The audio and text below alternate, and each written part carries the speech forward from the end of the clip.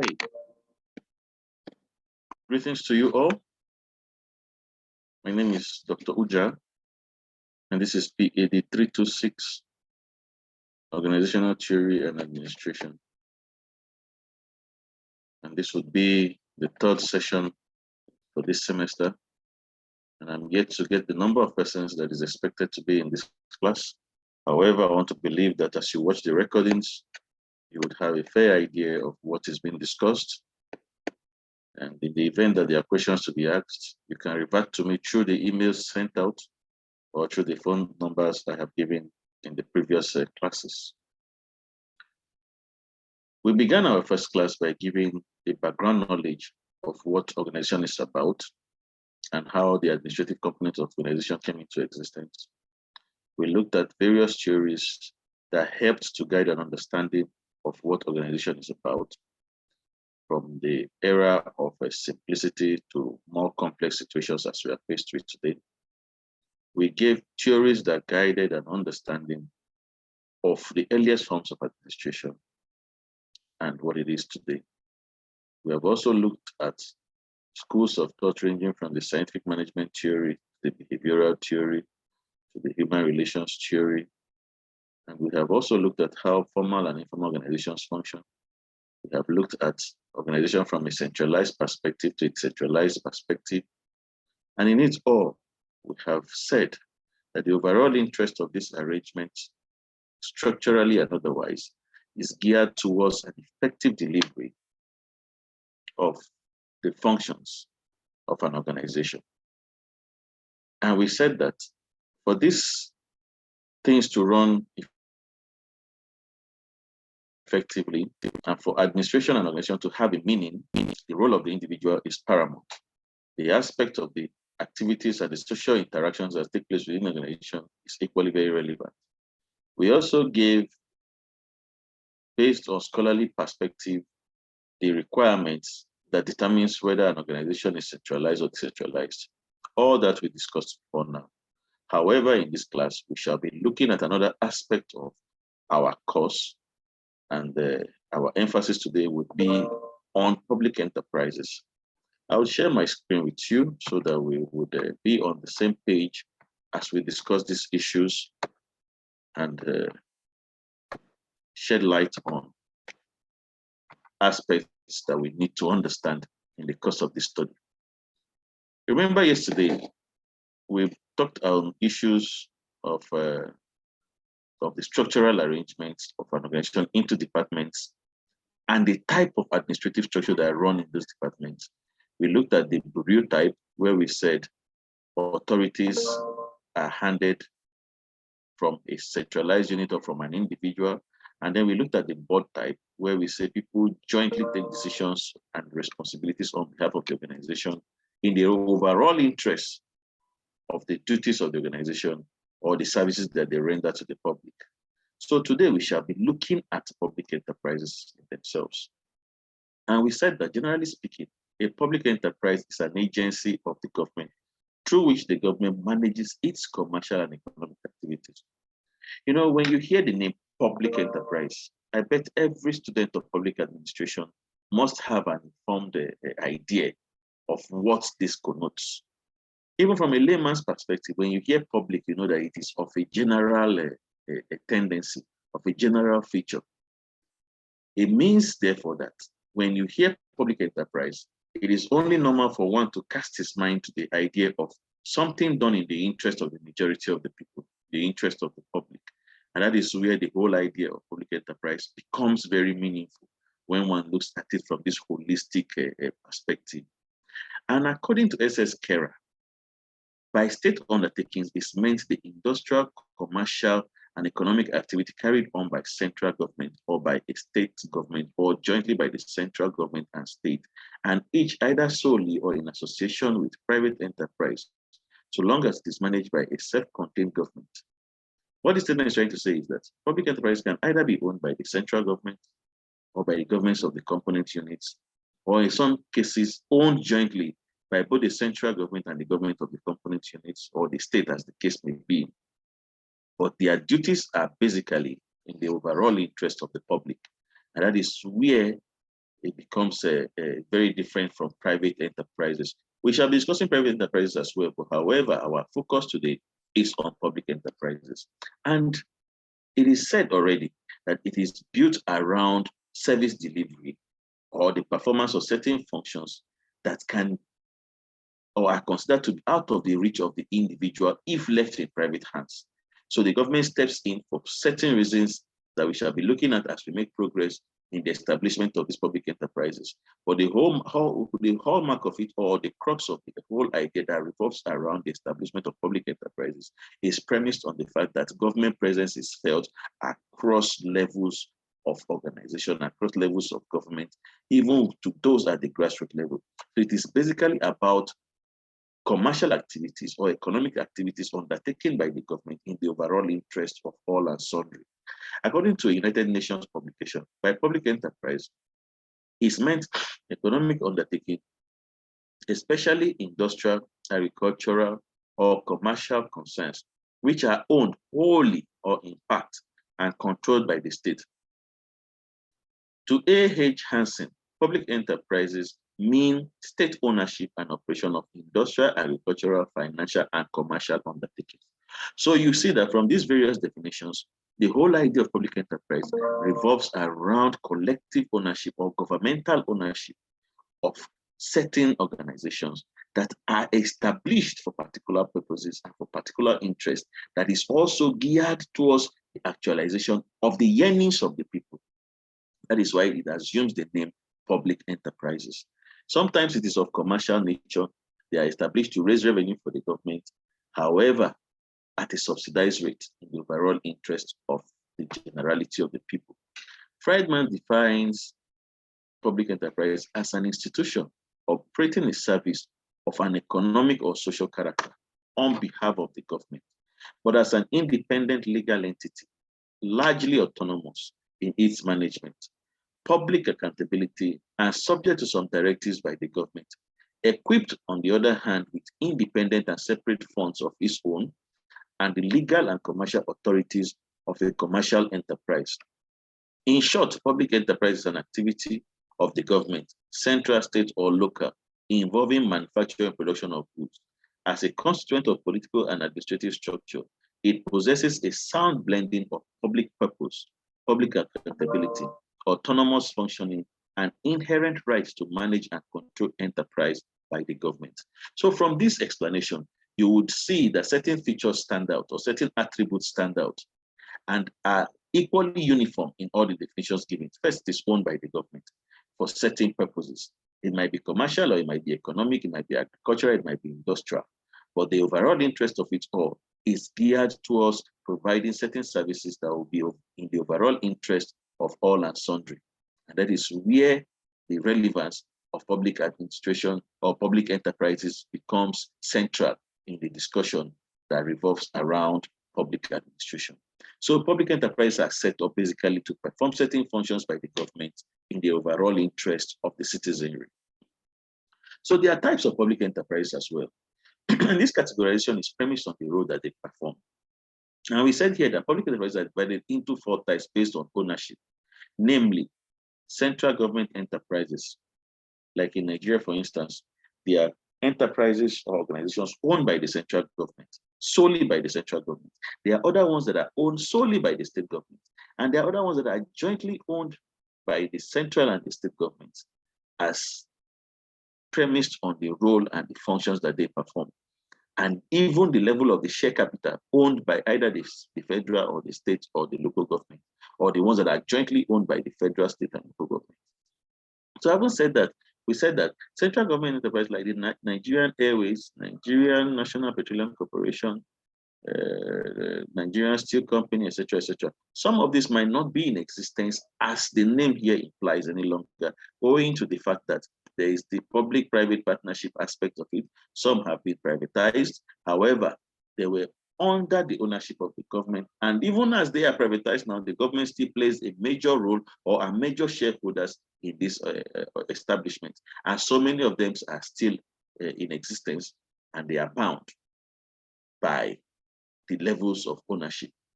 And we say here that the central government, to a large extent, own a lot of these organizations, And from there, they render services in the public interest. And it is of note that where these organizations exist, or where government step into the ownership of this organization, it is basically to perform certain duties or provide certain services that, if left in the private hands, will be too expensive for the reach of the ordinary citizen. So the government steps in to cover these gaps and to ensure that these services are rendered at very affordable and subsidized rates. And there are also enterprises owned by the state government, like the state transport corporations. And then there are those that are jointly owned by both the central and state governments.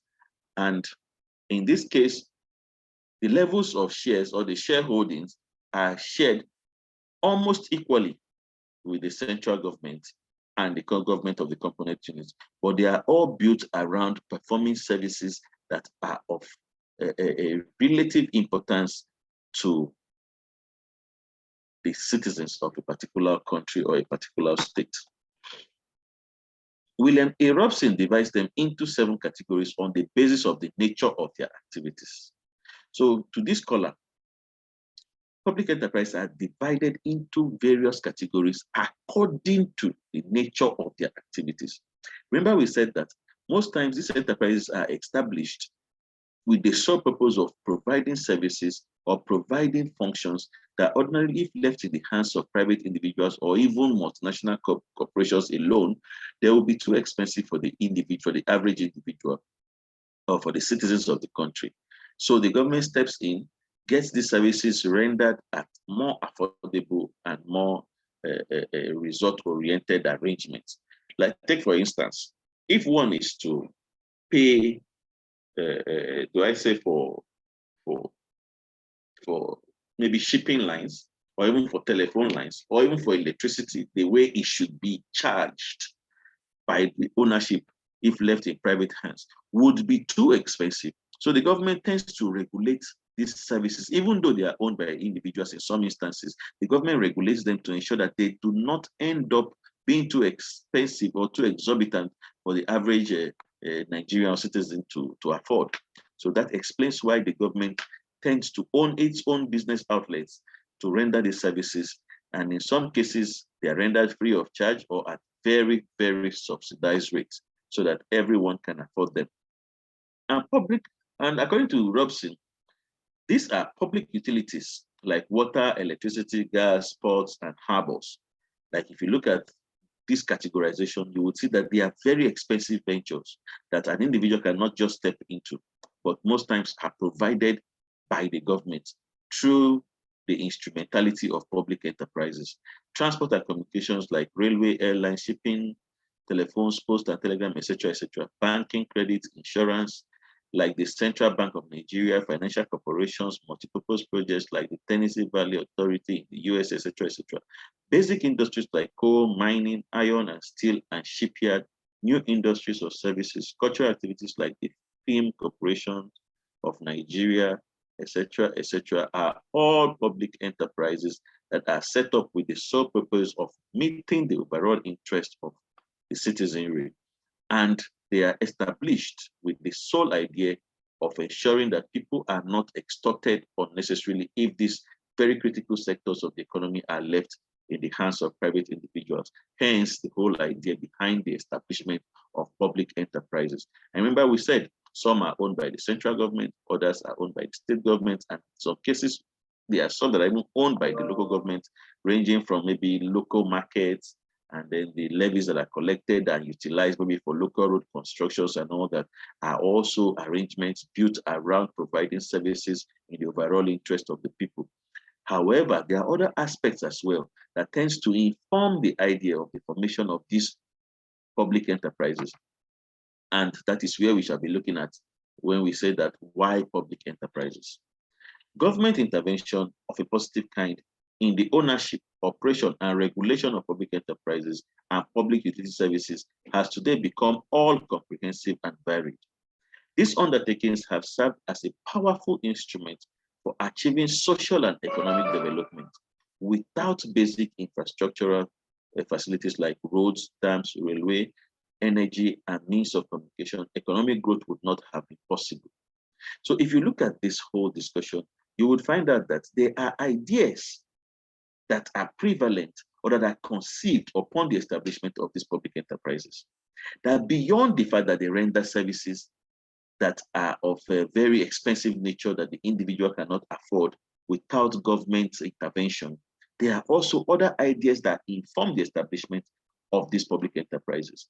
And we have said here that even though these services exist for certain reasons, that there are also other motives behind its establishment. These activities are not undertaken by the private sector as its sole concern is profit motive. The growth of public enterprises is influenced by various factors like needs of the nation, defense consideration, political and social philosophy, and the state of economic development. In Nigeria, the following reasons justify government participation in economic activities. Before we go, we narrow it down to the Nigerian perspective. If you look closely at this statement, you would find out that beyond the idea of rendering services of public interest, there are also political undertones to why public enterprises exist. There are economic undertones, there are security undertones, and they are equally premised on developmental agendas, and they guide an understanding as to why governments step into the establishment of these public enterprises. And having said that, the Nigerian aspect of it, and which is also same as what is obtainable in other climes, is the fact that public enterprises are established as a foundation for industrial base. And we said here that Nigeria was economically backward during the colonial rule. After independence in 1960, the task of its economic reconstruction was vast. Huge capital investment was required to build dams, provide infrastructure for industrial growth, and provide public utility services to the people. That could be done by the government only. And this, to a large extent, informed the idea for the establishment of public enterprises in some instances. Because look at the cost of setting up dams and the roles that these dams perform, of providing water to the homes of citizens. It is not a venture that an individual can step into. And in instances where individuals are so rich or so powerful to establish these things, they will provide these services at very expensive rates that the ordinary citizens will not be able to afford. So government steps into this idea, more like a way of industrializing the society, but as well as providing services that are of popular interest and popular nature. And that way, they serve the purpose of developing the society as well as providing services that every individual enjoys at a very affordable rate. Having said that, there is also the idea of modern economy being planned on the basis of establishment of public enterprises. It is believed that the success of a planned economy depends on the growth of public enterprises. Planning is of particular significance for Nigeria, where a lot has to be achieved with limited resources and within a limited time. Modern economy has to be a planned economy. The national responsibility of planning is something which cannot be discharged by any authority other than the government. According to A.H. Hansen, public enterprise without a plan can achieve something. A plan without public enterprise is likely to remain on paper. So, having looked at this statement closely, it is also within the ambit of planning a society to effectively perform its functions that tends to inform the idea for the establishment of public enterprises. So in other words, the establishment of public enterprises is also an aspect of societal planning and development. Hence, public enterprises are relevant in this aspect. There's also the aspect of balanced growth. Like we know, and we have always complained, some places in Nigeria are more balanced than the others, or they are more developed than the others. Take, for instance, you cannot compare development in Lagos with that in, take, for instance, Benue or even Kogi. So the government can critically look at these areas where some states are not of the same standing with the very advanced states within the country and decide purposely to establish certain government public enterprise in those areas to at least step up the level of development of those places. So one of the ideas behind the establishment of public enterprises is also to carry out even development in the society. And we have said here that since the private sector does not take any interest in the establishment of industrial base, including development of key and basic industries, and since it has no social interest in promoting balanced regional development, It sets up industry only in such areas where it is profitable to do so. The government has to take up the task of nation building and ensure balanced regional growth of the country by providing infrastructure and facilities in the backward regions. Remember, I gave the instance of comparing two states or more, for instance, and we said that the government can critically look at a place that is disadvantaged in terms of development or availability of modern facilities and cite public enterprises in those areas to render certain services as well as stimulate development within those areas. So that is the aspect of the balanced growth as one of the ideas behind the establishment of public enterprises. Also, commitment to socialist society. You know, if you have a fair idea of what a socialist society is, it is a society built around government ownership of the commanding heights of the economy, government ownership of the means of production and distribution, and where government steps into the establishment of public enterprises, it is for particular purposes, and it is basically in the overall interest of all and sundry. So in this case, the government is committed to build up a secular socialist society for the case of Nigeria, and therefore it is increasingly compelled to enter directly into industrial and commercial activities. So this government establishment of public enterprises basically is to ensure that there's collective ownership and a feeling of oneness to promote unity in the country. And to a large extent, this informs why government establish certain levels of public enterprises. And the idea of it revolves around the collective ownership of the means of production and distribution. And in this case, it is separate from what is obtainable in other climes. Like in very advanced capitalist societies, you hardly find the government in business. But owing to the nature and character of our society, there is the need for the government to provide services that will be in the overall interest of the citizens. Then there's also the need for funds. You know, government cannot just operate without certain levels of resources or funding. So the idea of establishing enterprise of this nature is equally for the government to generate certain levels of revenue that can be deployed into the development of critical sectors of the economy. So the government set up these public enterprises that are sometimes of commercial nature to raise funds, to aid government activities, and to equally ensure that these activities are provided in the overall interest of the citizens. So in as much as some of them are commercial outlets, they are established at very reduced cost, but from there the government tends to also generate certain levels of revenue that can be deployed to other aspects. And we said here that the government needs funds for its diverse welfare activities. By active participation in business, the state can get money in form of profits, which may be used by it to discharge the new and heavier burdens of a welfare state. So this is also one of the reasons for the establishment of public enterprises.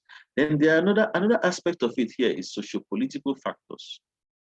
Remember, I made example of the government establishing or setting up public enterprises in less advantageous societies to stimulate development and to provide services in the overall interest of all and sundry that exists within that environment.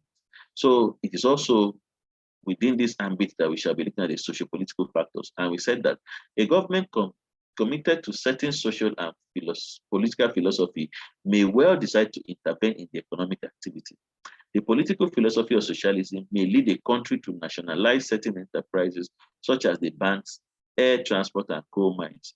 The social purposes may include development of weaker sections of society, development of backward areas, and child and women welfare. And in a survey undertaken by the United Nations, it was found that the factors determining a government's attitude towards public enterprise are in part ideological and in part pragmatic. The whole idea or the whole summary of this statement here is that the government established certain aspects of business enterprises, first, not just to make profit, but to also stimulate development in certain areas that are considered to be disadvantageous within the developmental indices or hallmarks. So the government steps into these areas to ensure that where societies are backward, these public enterprises can help stimulate growth and can help stimulate a balanced economy and can help make a structural arrangement that would conform to the needs of the society, where the more advanced societies can equally have some elements of stimulation to the backward ones by the establishment or by the existence of these public enterprises. So having said that, the purpose may include development of weaker sections of society, development of backward areas, and even other aspects that are considered disadvantageous on a comparative basis. Another aspect is the organization of public undertakings. In general, there are three main forms of organization of public undertakings, namely departmental concerns, government companies, and public corporations. In addition, there are other forms also which are being used for management of economic type of activities. Below, we briefly outline the characteristics of the three main forms of organization. Government companies.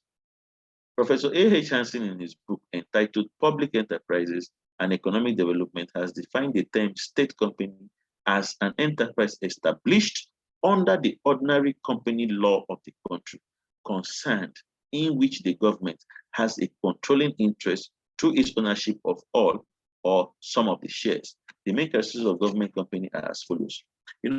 Within the ambit of this public enterprise that we have discussed, remember we talked about some wholly owned by the government, others owned by the state government, and some other ones jointly owned. So this categorization or these differentials can only be understood or makes more sense when one looks at the levels of ownerships of shares within these public enterprises. And we have said that they are of different types. And the first that we are considering here is government companies. And we said that in government companies, the ownership are basically of a higher levels of share by the government. In other words, the ownership of it is vested in the government by virtue of the levels of number of shares that the government owns in such an establishment. And we said that the characteristics of government companies are as follows. One, it has most of the features of a private limited company. Two is that the whole of the capital stock of 51% or above is owned by the government. Three is that all the directors or majority of them are appointed by the government, depending on the extent to which private capital is participating in the enterprise.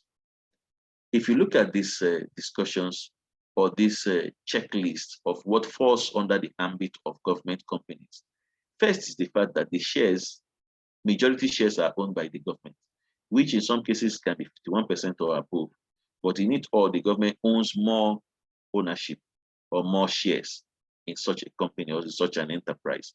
And then the people that work there, the directors or the people that are considered as the managerial unit of this enterprise are appointed by the government. And it is mostly in the overall interest of the people. However, it is also premised on the levels of activities that they perform in the overall interest of the public. It is a corporate body under a general law, viz. Companies Act. It can sue and be sued, enter into contracts and acquire property in its own name. If you look at the first point here, these public enterprises that are owned by the government also perform functions or are built in semblance of private enterprises. And that is why they have these features underneath them. The only thing that differentiates them from a private enterprise is the fact that the government owns more shares in them. So they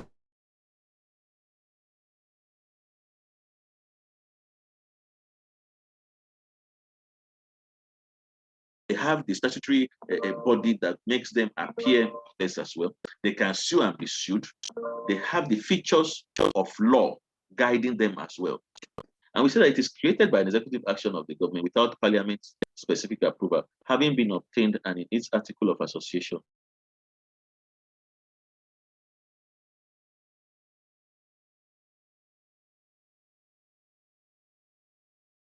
Though conforming to income from the government and in some cases from private shareholders and through revenues derived from the sale of its goods and services, it is generally exempted from the personnel, budget, accounting, audit laws and procedures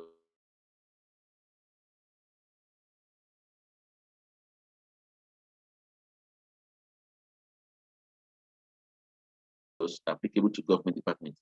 So they enjoy some levels of authority that tends to make them operate like business outlets, but at the same time, business outlets owned by the government to render services that are in the overall interest of the generality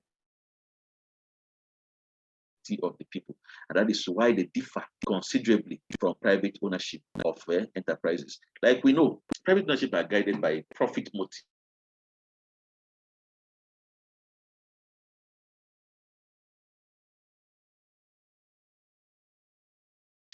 Or they are set up with more than the profit that they tend to generate. So they have their budget and financing most times from the government.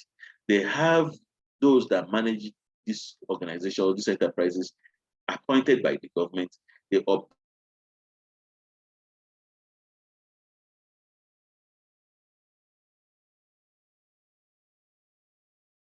operate within the ambit of the law, but are not great.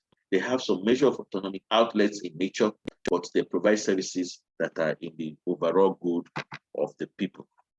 Its employees, excluding the deputations, are not civil servants.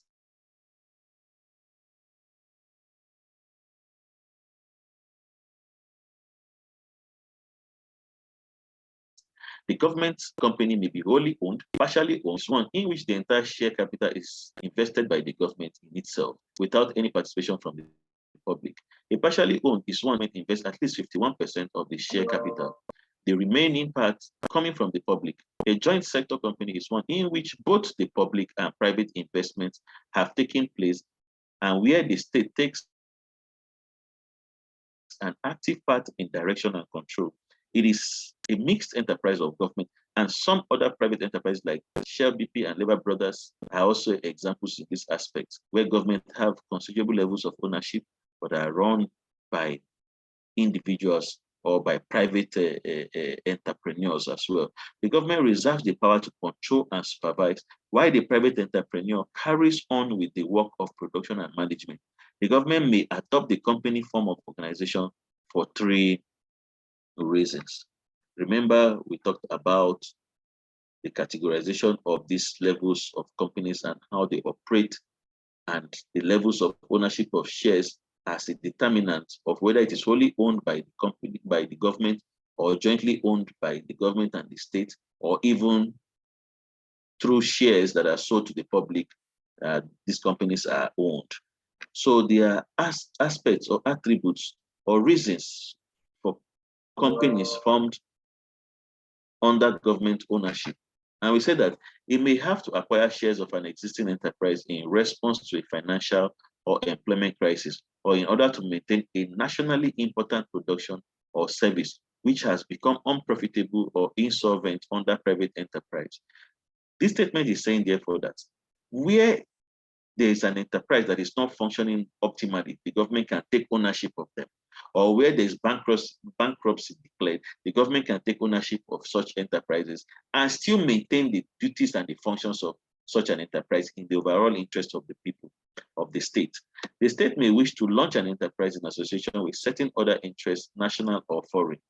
The government may wish to start an enterprise entirely as a public concern in order to put it on its fact with the intention of disposing of all or part of it to the public or to specific private interests as soon as possible. So having said that, it is premised on the fact that there are certain conditions that exist in government-owned companies. Some might be that the enterprises were existing, but are not measuring up to the standard that is required. The government takes ownership of them. Like in Nigeria, we know of AMCOM and so many organizations that were taken over by AMCOM. And these services are still provided or still rendered in the overall interest of the society. So having said that, advantages. The other advantage of a company organization are convenience information, flexibility and freedom in operation, less burden of capital on the state, cooperation from the private sector, better discipline than under a departmental organization, professional management, suitability for commercial trading and other similar activities, and opportunity to get foreign collaboration. In view of the advantages, the company form organization is very popular within the government. So enterprises or companies owned by the government tends to have these attributes of flexibility, convenience information, and less burden on capital owned by the state. So because of their commercial nature, they tend to provide revenue to the state, and they are not necessarily a burden on the finances or the capital of the state. So they provide certain services as well as generate revenue in the interest of the government. And they also have a way of attracting foreign investments, and thereby you see foreign collaborations in the ownership and management of these enterprises to deliver sensitive services in the overall interest of the states or the society at large. However, it suffers from certain limitations, in as much as there's the beauty of flexibility, beauty of raising revenue for the government, beauty of things being done in collaboration with both the public and the private sector, and even national other foreign countries. They also have certain limitations, and we have categorized them here that the most conspicuous disadvantage is that it evades constitutional responsibility which a state-owned enterprise has to the parliament in a democratic country. So because of the levels of autonomy granted to these outlets or these companies or these enterprises, they tend to evade constitutional responsibility and sometimes even become a little bit above the decisions of the parliament in a democratic country. And to an extent, this can be subject to abuse of powers or abuse of the whole idea behind the formation of these organizations. Because where one feels that they are slightly above the law, or that they cannot be subjected to the rudimentary laws of the land, owing to the nature and character of the duties and functions that they perform, they tend to have the element of some unnecessary audacity that can be tantamount to insubordination, or even tantamount to certain aspects that will not be in conformity with the laid down laws of the land. It is created by an executive action, and funds are provided from the consolidated fund without any prior parliamentary sanction and any accountability or control. Still look at from the angle of abuse of power that I have talked about, that because they exist on some levels of legal backings for autonomy, they tend to sometimes even live above certain rules that other enterprise or companies of similar nature are subjected to. And that, to a large extent, negates the issues of accountability and control in its real form. Professor Robson called it a device for avoiding public accountability and control. Second, a government company remains under the control and influence of the Minister for Industries and is subject to the same political pressure, pulls, and party interest as a departmental organization. It does not enjoy any autonomy, in the words of Professor V.V. Ramaphan. It is apparent an autonomous agency, but the articles of association are so framed and the boards so considered that government influence can be easy and extensive. So what this is saying is that where you have an abusive government in power, or a government that tends to disregard constitutional arrangements, such an outlet can be used to undermine the parliamentary or legislative arm of government, and as such can live above certain dictates of the court, or certain dictates of the land, or certain inputs of the legislative organ of government. As such, due to the autonomous nature of this organization, a government that is not sensitive to the needs or to the rule of law can equally hijack this arrangement or these companies and tend to use it to abuse the overall interest of the generality of the people. And a case in point is one that we all know of in Nigeria now, where there are certain rules saying that such an organization should conform to court rulings, and you see them doing what they think is best for them, and then neglecting the law of the land to an extent. And that we know how it has panned out so far. So there are so many aspects of the relevance of these government-owned companies, but their disadvantages are also very pronounced, as in some cases they tend to be used negatively to counteract popular will and interest, owing to the nature and character or the articles establishing them, and then the autonomy that they enjoy. So in some cases, instead of conforming to the law of the land, they tend to exhibit certain elements that suggest abuse or that suggest impunity. And such is not in conformity with the laid down laws of the land. Having said that also, we have concluded that in this unit, we have dwelt extensively on public enterprise, the meaning, concept, types, and most importantly, the why for public enterprises. It is also pertinent to remind ourselves that various public undertakings were vividly discussed, especially their merits and demerits, their limitations, etc. In the next unit, however, we shall yet again be discussing public operations, the traditional unit of administration, a publicly owned enterprise that has been chartered under federal, state, or local laws for a particular business or financial purpose. And in summary, government involvement in public enterprise and utility service has today become all-encompassing and varied, serving as they do as a powerful instrument for achieving socio-economic development.